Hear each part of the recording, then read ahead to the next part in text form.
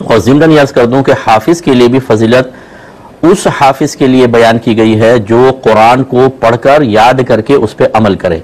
बेअमल हाफिज़ जो अगर मुझे सुन रहे हैं, आपके लिए कोई इनाम नहीं है, बल्कि आपके लिए एक सज़ा है वहाँ पे आखिरत के अंदर, क्योंकि आपने सिर्फ कुरान याद किया और याद करने के बाद आपने लफ्ज़ हाफिज़ के साथ इज्जतें भी समेटी, मरकज़ी मकाम भी हासिल किए, नेम प्लेट पे भी लगा दिया हाफिज़ फुलां, व्हाट्सएप के ऊपर भी आपने नाम लिखा हाफिज़ फुलां, और आप कुरान पे खुद अमल नहीं कर रहे। तो ये जो आपने जितनी इज्जतें लफ्ज़ हाफिज़ से हासिल की हैं, इसका हिसाब भी देना होगा। सुम्मा लतुसअलुन्ना यौमइज़िन अनिन नईम, फिर तुमसे बरोज़ क़यामत हर नेमत के बारे में सवाल किया जाएगा। तो इसलिए वहाँ पर हिसाब के लिए तैयार रहें। और बाअमल हाफिज़ वो होगा जो कुरान के साथ तालीम भी हासिल करे, यानी देखे कि कुरान अज़ीम मुझ पर क्या चीज़ फ़र्ज़ करार दे रहा है, क्या वाजिब है, क्या सुन्नत मौक़दा का बयान है, और इसी तरीके से किन किन चीज़ों से मना कर रहा है, उन सब का इल्म हासिल करे और उसके तकाज़े के मुताबिक अमल करेगा, तब कहीं जाके फजीलत पाएगा। मादरत के साथ मैं कोई मायूस नहीं कर रहा हूँ, लेकिन आपको एक सही रास्ता दिखाना मेरा फ़र्ज़ है।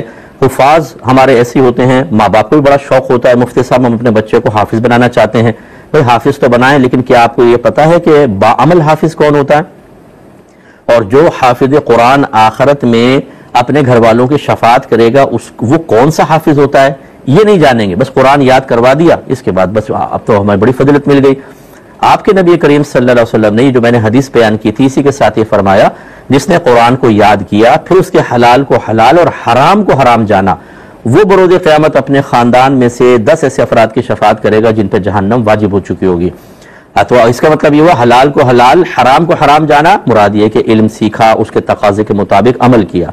अब जितने हाफिज़ मुझे सुन रहे हैं, या वो माँ बाप जो अपने बच्चों को हाफिज़ बनाना चाहते हैं, क्या आपको पता है कि कुरान के हलाल और हराम को सीखने का तरीका क्या है?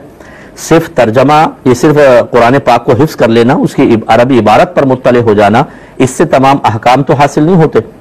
इसके लिए यकीनी सी बात है कि हमें तफसील सीखनी होती है। अगर कुरान में लिखा है अक़ीमुस्सलात, नमाज कायम करो, अब कैसे कायम करें कुरान कहीं नहीं बताएगा आपको, पूरा तरीका तो कुरान के अंदर नहीं है। इसका मतलब है अब हाफिज़ क्या होगा हाफिज़ के लिए कि उसने एक हुक्म पढ़ा तो अब उसकी तफसील जो है हदीसों से या फ़िक़्ह के जरिए पूरी उसको हासिल करना उस पर लाजिम होगा। इसके बाद वो बाअमल हाफिज़ कहलाएगा कि जब उसने सीख लिया, उसके तकाज़े के मुताबिक अमल किया, तब फजीलत मिलेगी। बाज़ लोग सिर्फ फजीलत पे निगाह रखते हैं, इसके जो तकाज़े थे, जो शरई क़ुयूदात थी, कंडीशंस थी, उसे भूल जाते हैं, तो आखिरत में ख़तरा है। ये भाई ने फरमाया कि हमारे यहाँ जब किसी के घर में फौतगी हो जाती है तो जनाजे के बाद खाना खिलाया जाता है, क्या ये सही है?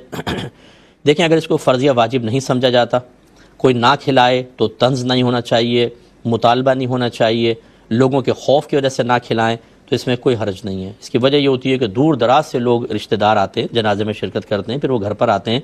अगर खाने का कोई इंतज़ाम ना हो तो बेचारे क्या होटलों में जाएँ, क्या करें? तो इसलिए हमारे अहले सुन्नत में ये तरीक़ा राइज है और इसमें शरअन कोई हरज नहीं है कि अगर इसको फ़र्ज़ या वाजिब नहीं समझते, बल्कि मेहमान के तौर पे खाना खिलाते हैं। और ये अक्सर जो वो घर वाले होते हैं वो नहीं बनाते, ये कोई बाहर से महल्ले वाले होते हैं या कोई करीबी रिश्तेदार होते हैं, वो इसका इंतज़ाम कर लेते हैं। लेकिन अगर घर वाले भी करें तो शरअन इसमें कोई क़बाहत नहीं। घर पर मेहमान आए, मेहमानों को खाना खिलाने में क्या मसला है? हाँ, ये है कि उसको दीन का हिस्सा बना देना इस तरह, और हिस्सा बनाने की अलामत ये होगी कि अगर खाना नहीं खिलाया तो तानाज़नी करें, यार खाना नहीं खिलाया। और खाना भी बहुत अच्छा होना चाहिए, उस पर मुर्गी और राने, मुर्दा अपनी जान से गया, लोग गम में, ये रानों पर राने खाए जा रहे हैं। यार शर्म करें कुछ। इस किस्म के लोगों को कह रहा हूँ कि जो मुतालबात करते हैं और वहाँ पे टूट पड़ते हैं बोटियों के ऊपर, ये बेचारे गम में हैं लोग, आप खाने पे टूट पड़े। तो बहरहाल शरन ये सही है, बशर्ते कि इन शराइत और क़ुयूदात का लिहाज किया जाए। एक कहते हैं, किसी ने पूछा कि वालिदैन का अपने बच्चों को इस्लामियात में PhD करवाना ज़्यादा बेहतर है या दरस निज़ामी करवाना, यानी आलिम कोर्स जिसको कहते हैं। देखिए, हमारा मशवरा तो ये होगा कि आलिम कोर्स करवाएं, इसके बाद आप बच्चे को PhD भी करवाएं। खुसूसन जैसे आजकल दीनी मदारिस में बोर्ड बने हुए हैं, इनकी जो लास्ट डिग्री है वो MA के इक्विवेलेंट तस्लीम की जाती है गवर्नमेंट सतह पर, और इसकी बेस पर आप MPhil कर सकते हैं और उसके बाद PhD भी आप कर सकते हैं। तो ये दोनों चीज़ें हासिल कर लें, बहुत अच्छी बात है। लेकिन ये मैं मशवरा नहीं दूंगा कि दरस निज़ामी छोड़कर सिर्फ आप PhD कर लें। जो PhDs हैं वो मुझसे नाराज़ ना हो, बुरा ना माने, लेकिन PhD आपको पता है कि किसी एक मखसूस चीज़ के ऊपर तहकीकी मकाला आपको देना होता है। अगर वो आप शख्सियत पे कर रहे हैं तो फिर आपको कहाँ से दीन की सारी बातें पता चल जाएंगी। वो आपने मकाला तैयार किया, आपने पेश किया, पास हो गए साहब, PhD की डिग्री मिल गई, तो क्या PhD डिग्री होल्डर एक आलिम दीन हो जाता है? क्या उसको तमाम जो उलूम दीनिया हैं उन पर दस्तरस हासिल हो जाती है? हत्ता कि अगर कोई तफसीर के ऊपर भी मकाला तैयार करता है और तहकीक करता है तो सिर्फ एक फ़न के ऊपर, जबकि दरस निज़ामी के अंदर 14 उलूम तकरीबन पढ़ाए जाते हैं और ख़ास तौर पर इल्म फ़िक़्ह है जिसको हासिल करने के बाद लोगों की बहुत अच्छी और दीन की बहुत अच्छी खिदमत हो सकती है।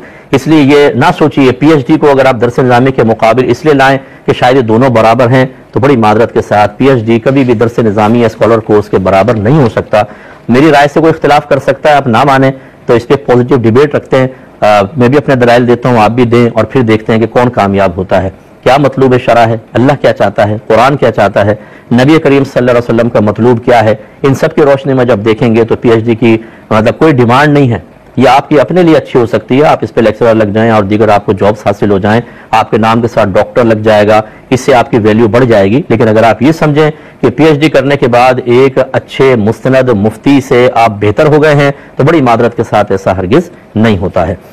ये कहते हैं कि FSC के इम्तिहान में प्रैक्टिकल भी होते हैं, तो ये प्राइवेट इदारे होते हैं, ये जो मुम्तहिन होता है, जर्नल वगैरह चेक करता है या नंबर देता है, उसको सिफारिश करते हैं।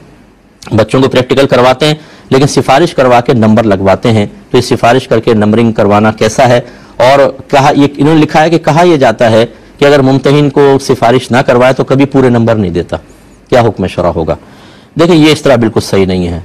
अब ये तो मैं हुस्न ज़न कायम ही नहीं रख सकता हूँ कि बहुत ही अच्छा पढ़ने वाला है और आप कहते हैं जी इसके 23 नंबर तो आएंगे लेकिन सिफारिश करके 25 करवा दो। ये तो नहीं होगा। ये निकम्मे और निखट्टू किस्म के बच्चे होते हैं, और जब बच्चों का जहन ये बन जाए कि हमारा इदारा सिफारिश करके हमें नंबर दिलवा देगा, इसके बाद क्या वो बच्चे तैयारी करेंगे और मेहनत करेंगे? इस तरह की सिफारिशों से नंबर हासिल करने की शरीयत बिल्कुल इजाजत नहीं देती है। बच्चों को आप सही सिखाएं, उनको जाने दें। अगर वो मुमतहिन जानबूझ कर नंबर कम करे कि मुझे पैसे नहीं मिले या सिफारिश नहीं की तो मैं नंबर कम दूंगा, तो बरोज़े क़यामत याद रखें जितने टीचर पेपर चेक करते हैं बच्चों की कॉपियां और इसी तरीके से प्रैक्टिकल्स के नंबर देते हैं, आपने एक नंबर भी अगर कम दिया बरोज़े क़यामत अल्लाह ताला आपको पकड़ेगा। या आपने अमानत में खयानत की। आसान नहीं होता, मैं इसलिए मैंने आज तक कॉपीज चेक नहीं की। बहुत से हवाले होते हैं कि मैं कर सकता हूँ, यानी जैसे बोर्ड के एग्जाम्स होते हैं तो फिर हमें ऑफर होती है, बाद औक़ात हुई है, अब तो नहीं होती, कि आप ये पेपर चेक कर लें। भाई मैं नहीं कर रहा हूँ पेपर चेक, ये बहुत मुश्किल होता है। लेकिन जो कर रहे हैं, मैं खुदा न खास्ता ये नहीं कह रहा हूँ कि वो गलत कर रहे हैं या आप ये गुमान करें कि वो जरूर कोई खयानत कर रहे होंगे, ऐसा भी नहीं है। अगर उन्होंने दयानतदारी के साथ किया और खुदा न खास्ता कोई मिस्टेक होगी, अल्लाह ताला मुआफ फरमाएगा। मैं उसकी बात कर रहा हूँ कि आप ले लेते हैं और जानबूझकर खयानत करते हैं। जल्दी जल्दी में देखा नहीं, हाँ पूरा लिखा हुआ है, ये सफ़ा पढ़ा भी नहीं, इतनी कॉपीज होती हैं, इतनी तेजी के साथ करते हैं, इसलिए रिव्यू पर करवाया जाता है और उसमें बाद को 20 नंबर 50 नंबर बढ़ जाते हैं। क्यों? 2 सफ़े पलट दिए, पता ही नहीं बच्चे ने क्या लिखा है क्या नहीं, और ठोका ठाके लगाई होती है बाद वक्त। इस तरह के जो हजरात मैं उनके बारे में अर्ज कर रहा हूँ कि पैसे लेके नंबर देना या वैसे ही मतलब कि सिफारिश पे नंबर देना, और वरना बेतवज्जुही से चेक करके कम नंबर दे देना, एक नंबर भी कम होता है, बाद वक्त बच्चों के आगे तरक्की के चांसेस रुक जाते हैं। तो क्या मतलब आपको छोड़ दिया जाएगा मैदान माशर में आपकी इस गफलत के ऊपर? आपको सख्त पकड़ा जाएगा वहां पर। जो आपने दिल आजारियां की हैं कम नंबर चेक करके, इसका हिसाब देना बहुत मुश्किल काम है। अल्लाह ताला हमें समझने की तौफीक अता फरमाए। कोई अगर टीचर हो और वो अपने शागिर्दों को इम्तिहान के करीब कुछ मदद फराहम करे, ऑनलाइन पढ़ाना है, तो इसका ये पढ़ाना जायज़ है या नाजायज़? देखें, अगर तो वो टीचर ख़ुद अपने ही मज़ामीन तरह रिपीट करवा रहे हैं या किसी दूसरे टीचर के मज़ामीन रिपीट करवा रहे हैं और उनको टीचर को खुद ये नहीं पता कि इम्तिहान में क्या कुछ आएगा, इसका कोई उनका आइडिया नहीं है, या थोड़ा बहुत है लेकिन ख़ास नहीं पता कि ये आएगा, तो कोई हर्ज नहीं है, वो तो असातिज़ा करवाते हैं, इसमें कोई हर्ज नहीं है। लेकिन अगर ये टीचर इनको आइडिया है कि एग्जाम में क्या क्या आ सकता है, जैसे डिस्कस होते हैं टीचर्स आपस में बैठे होते हैं स्टाफ रूम में, और उन्हीं चीज़ों की तैयारी करवाएं, या फिर ख़ास तौर पर अगर इन्होंने कोई पेपर बनाया उस पेपर की तैयारी चुपचाप करवा रहे हों, तो लाजिम सी बात है कि फिर तो ये चीटिंग ही करवा रहे हैं, फिर तो ये अमानत में खयानत के मुर्तकिब हो रहे हैं कि इम्तिहान से पहले पहले पेपर आउट करना या पेपर के ख़ास सवालात के बारे में कोई हिंट्स फराहम कर देना, ये शरअन सही नहीं होगा। ऐसे उस्ताद अगर वैसे कर रहे हैं तो ये हमदर्दी इनको आखिरत में बहुत महंगी पड़ेगी, और अगर ये पैसे लेकर इस तरह की मदद फराहम कर रहे हैं तो ये पैसे इनके लिए कस्ब खबीस है। ये अमानत में खयानत करके जो पैसा हासिल हो, कस्ब खबीस का मतलब ये है कि इनको वापस करना होगा, और अगर वापस ना कर सकें, जैसे मिक्स हो जाएं, तो फिर बगैर सवाब की नियत के सदका करना पड़ेगा, ये उसको इस्तेमाल नहीं कर सकते हैं। इसलिए टीचर्स को चाहिए कि बच्चों को मतलब आप अगर खुद इम्तिहान का पेपर बना रहे हैं तो कतई तौर पे बच्चों की इमदाद ना करें, या फिर जितना सिलेबस है उसके अंदर आप ये कर सकते हैं कि मखसूस क्वेश्चंस, वो भी वाला नहीं जो इम्तिहान में, आप कह दें भाई यहाँ से यहाँ तक हिस्सा पढ़ें, यहाँ से यहाँ तक पढ़ें, यहाँ से यहाँ तक पढ़ें, ये वेरी इंपॉर्टेंट है, फिर बच्चे खुद तैयारी करें।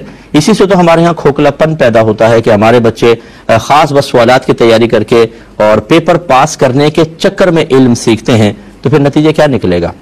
ऐसे दीनी मदारिस में जो बच्चे ये बोर्ड के एग्जाम की तैयारी को बुनियाद बनाते हैं, उनका इल्म कभी पुख्ता नहीं होता कि जी वफाकुल मदारिस में या तंजीमुल मदारिस के खाली एग्जाम देने के लिए तैयारी कर ली, उनमें जो पेपर बन के आते हैं उनका हाल सबके सामने होता है, और वो मतलब बाद वक़्त पूरा नहीं पढ़ते, वो सिर्फ साल के आखिर में उनकी तैयारी करके एग्जाम दे लेते हैं, तो ये नुकसान होता है। इल्म को इल्म समझ के पढ़ना चाहिए, फिर आप में साइंसदान भी निकलेंगे, अच्छे सियासतदान भी निकलेंगे, अच्छे मुहक्किकीन भी निकलेंगे, जैसे हमारे पहले बुजुर्गान दीन होते थे।